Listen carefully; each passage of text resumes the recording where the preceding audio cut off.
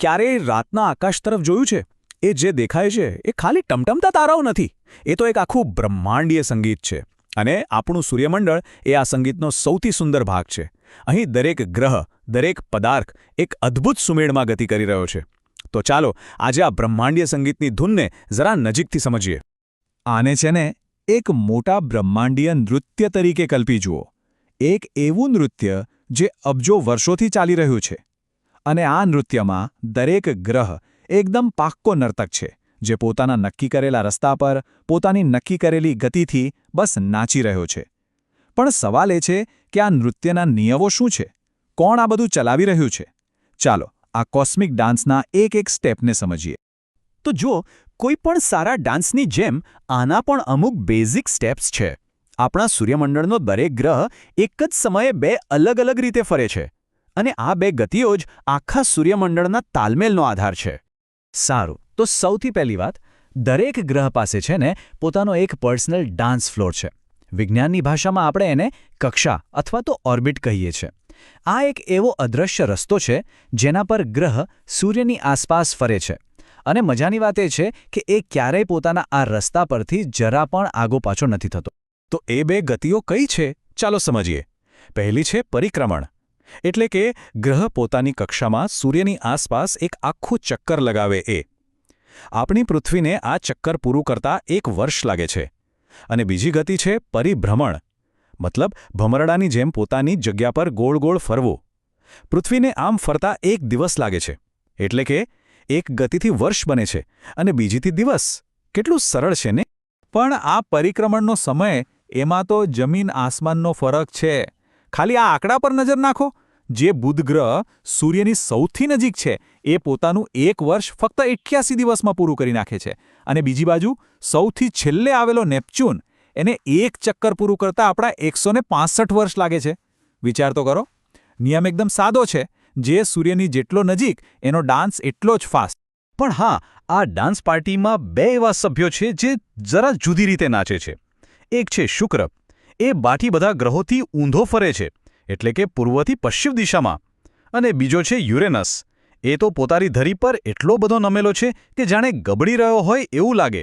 ખરેખર આ બંને આપણા સૌરમંડળના સૌથી યુનિક ડાન્સર્સ છે.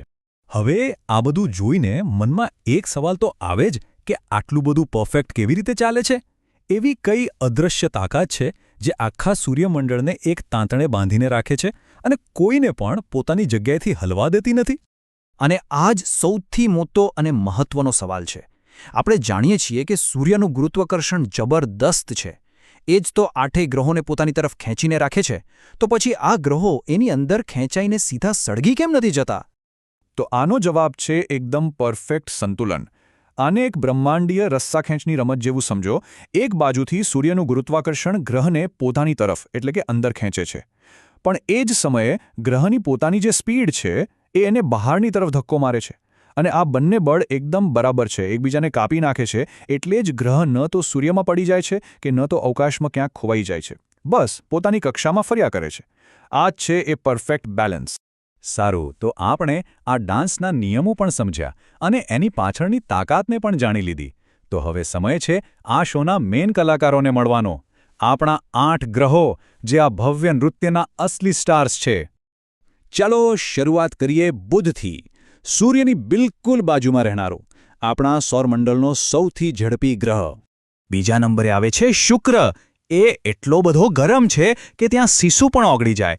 અને હા, એ તો આપણે જોયું જ કે એ ઊંધો ફરે છે. અને ત્રીજા નંબરે આપણું ઘર પૃથ્વી. અહીં બધું જ સંતુલન એટલું પરફેક્ટ છે કે જીવન શક્ય બન્યું. અને આપણને સૌને ખબર છે, આપણું 1 વર્ષ એટલે સૂર્યની આસપાસ એક ચક્કર, એટલે કે 365 દિવસ. ચોથા સ્થાને છે આપણો લાલ પાડોશી મંગળ, જેના પર ભવિષ્યમાં માણસો વસવાટ કરી શકશે એવી આશાઓ સેવવામાં આવી રહી છે. હવે આવે છે આ સૌરમંડળનો રાજા ગુરુ. એ એટલો મોટો છે કે બાકીના 7 ગ્રહો એની અંદર સમાઈ જાય. અને ખાલી મોટો જ નહીં, પોતાની ધરી પર સૌથી ઝડપથી ફરે પણ છે. છઠ્ઠા નંબરે છે શનિ. એને આપણા સૌરમંડળનું ઘરેણું કહી શકાય. એની આસપાસના જે સુંદર વલયો છે એના કારણે એ ખૂબ જ આકર્ષક લાગે છે. ત્યાર પછી 7મો ગ્રહ છે યુરેનસ. આ એ જ ગ્રહ છે જે પોતાની ધરી પર લગભગ આડો પડીને ફરે છે, કોઈ ગબડતા દડાની જેમ. અને લિસ્ટમાં છેલ્લે છે નેપચ્યુન. ઠંડો, અંધકારમય અને સૂર્યથી ખૂબ જ દૂર. એટલો દૂર કે એનું 1 વર્ષ એટલે આપણા 165 વર્ષ. તો આ છે આપણો આખો સૌર પરિવાર. બુધની તેજ ગતિથી લઈને નેપચ્યુનની એકદમ ધીમી મુસાફરી સુધી. દરેક ગ્રહની પોતાની એક ખાસિયત છે, પોતાની એક ભૂમિકા છે, અને આ બધા ભેગા મળીને જ આ બ્રહ્માંડીય વ્યવસ્થાને સંપૂર્ણ બનાવે છે. તો આ બધી વાત પરથી આપણે શું સમજ્યા? આ બધી વસ્તુઓ આપણને એક ખૂબ જ ઊંડા અને મોટા સત્ય તરફ દોરી જાય છે. આ આખા ખેલનો સાર બસ આ એક વાક્યમાં સમાયેલો છે. એક તરફ ગુરુત્વાકર્ષણનું ખેંચાણ અને બીજી તરફ ગ્રહોની ગતિનો ધક્કો. આ બે વિરોધી તાકાતો વચ્ચે જે એકદમ નાજુક, એકદમ પરફેક્ટ સંતુલન છે, એના કારણે જ આપણું સૂર્યમંડળ ટકી રહ્યું છે. એ અબજો વર્ષોથી એક સુમેળભર્યું નૃત્ય કરી રહ્યું છે. અને સાચું કહીએ તો આ જ સંતુલન આપણા સૌના અસ્તિત્વનો પાયો છે. અને અંતે ચાલો એક વિચાર સાથે છૂટા પડીએ. આ જે અબજો વર્ષ જૂનું સંતુલન છે, આટલી પરફેક્ટ રીતે ચાલતી જે બ્રહ્માંડીય ઘડિયાળ છે, એમાં જો નાનકડો એકદમ મામૂલી ફેરફાર પણ થઈ જાય તો શું થઈ શકે? આ સવાલ આપણને એ વિચારવા પર મજબૂર કરે છે કે આપણું આ બ્રહ્માંડીય ઘર કેટલું અદ્ભુત અને સાથે સાથે કેટલું નાજુક છે.